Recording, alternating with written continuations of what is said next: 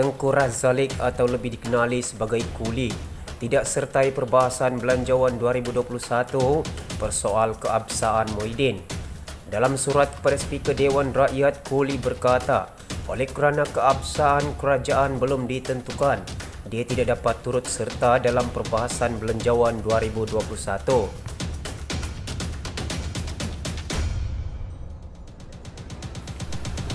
Tokoh veteran UMNO Tengku Razalex Hamzah tidak akan turut serta dalam perbahasan Belanjawan 2021 selagi Speaker Dewan Rakyat Azhar Azizan Harun tidak membenarkan keabsahan Perdana Menteri Muhyiddin Yassin dan Kerajaan Perikatan Nasional PN dibuktikan.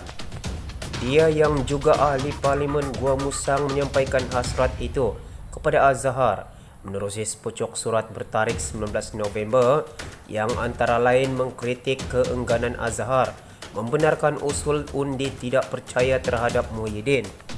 Memandangkan keabsahan kerajaan belum ditentukan, saya terikat dengan nurani dan sumpah saya dan maka tidak dapat turut serta dalam perbahasan Belanjawan, kata Kuli dalam surat itu. Dia turut memberi peringatan berkenaan rasuah politik dalam usaha membantu kerajaan untuk terus berpaut kepada kuasa. Untuk turut serta dalam Dewan Rakyat dalam soal Belanjawan tanpa terlebih dahulu menunjukkan keabsahan Perdana Menteri dan menterinya adalah untuk menjejaskan satu prinsip penting perlembagaan yang akan membawa kesan serius kepada usaha menegakkan perlembagaan kita, kedaulatan undang-undang dan kemungkinan amalan rasuah politik untuk mengekalkan kuasa. Pada pandangan saya, rasuah politik boleh disifatkan sebagai duri dalam daging yang akan memusnahkan sistem demokrasi berdasarkan perlembagaan dari dalam. Pandangan umum adalah rasuah politik dan wang memusnahkan jika negara dan sistem politik kita, katanya. Surat itu adalah respons kepada kenyataan Azhar bulan lalu bahawa dia tidak boleh membenarkan usul undi tidak percaya terhadap kerajaan mendahului usul yang dibawa kerajaan.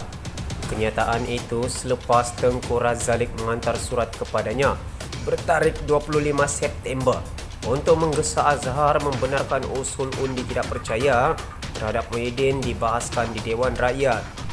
Dalam responsnya, Azhar turut mencadangkan agar Tengku Razalex berunding dengan menteri di Jabatan Perdana Menteri, Parlimen dan Undang-Undang Takyuddin Hasan agar usul terbabit dibentangkan. Dalam surat terbarunya, Tengku Razalex menyangkal cadangan itu. Pada pandangan saya, Menteri Undang-Undang tiada apa-apa peranan dalam menentukan sama ada usul undi tidak percaya boleh dibentang atau tidak. Cadangan bahawa perkara sepenting itu tertakluk kepada persetujuan menteri tidak selari dengan perlembagaan dan pelanggaran serius terhadap autonomi dan kebebasan Dewan Rakyat daripada sebarang bentuk kawalan eksekutif, katanya. Dalam surat itu, Tengku Razalex tidak membayangkan sama ada dia akan menyertai undian Belanjawan atau tidak, walaupun tidak akan menyertai perbahasannya.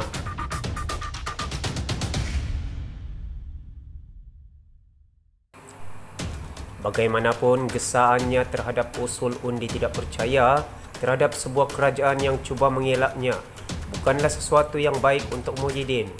Pada masa ini, Presiden Bersatu itu mempunyai sokongan 112 daripada 222 ahli parlimen.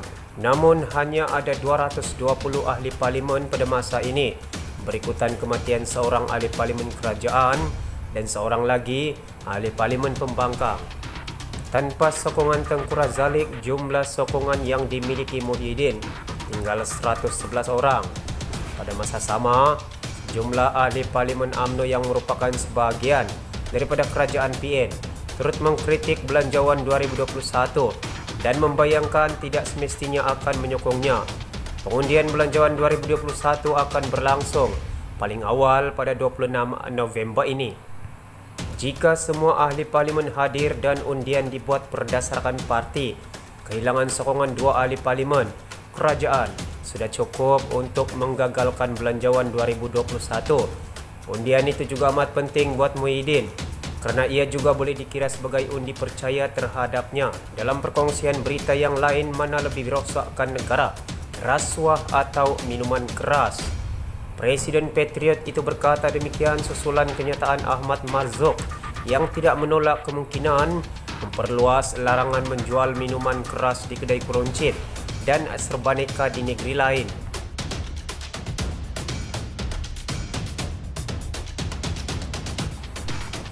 Presiden Patriot Muhammad Arsyad Raji membidas kenyataan Ahmad Marzouk Ashari mengenai kemungkinan memperluas larangan penjualan minuman keras di kedai roncit dan serbaneka di seluruh negara. Ini berikutan keputusan Dewan Bandaraya Kota Kinabalu DBKL yang akan memperkenalkan larangan itu di Kuala Lumpur mulai Oktober tahun depan. Patriot menyeru Ahmad Marzouk dan Menteri Wilayah Persekutuan Anwar Musa untuk lebih fokus menangani masalah rasuah. Kami ingin meminta Ahmad Ashari untuk memberitahu kami mana yang lebih jahat, minum arak atau rasuah, mana yang lebih merosakkan masyarakat dan negara kita, kejahatan mana yang paling menarik orang Melayu. Kenapa Anwar dan Ahmad Ashari beritahu kami di antara dua kejahatan ini, mana yang harus diambil tindakan terlebih dahulu, menentang larangan minuman keras atau untuk membasmi rasuah di kalangan masyarakat Melayu, kata Arsyad. Arsyad turut menyifatkan kenyataan Ahmad Marzouk sebagai campur tangan dalam urusan orang bukan Islam. Arsyad turut menyifatkan larangan berkenaan tidak perlu dan tidak masuk akal. Orang ramai terutama orang bukan Islam memperhatikan apa yang telah dinyatakan oleh pemimpin PAS sebelum ini. Orang bukan Islam sering diberi jaminan bahawa mereka tidak akan dikenakan peraturan yang berkaitan dengan Islam dan urusan Islam termasuk isu hudud. Orang bukan Islam diberitahu bahawa mereka boleh mengambil makanan tidak halal selagi agama mereka mengizinkan, katanya dalam satu kenyataan.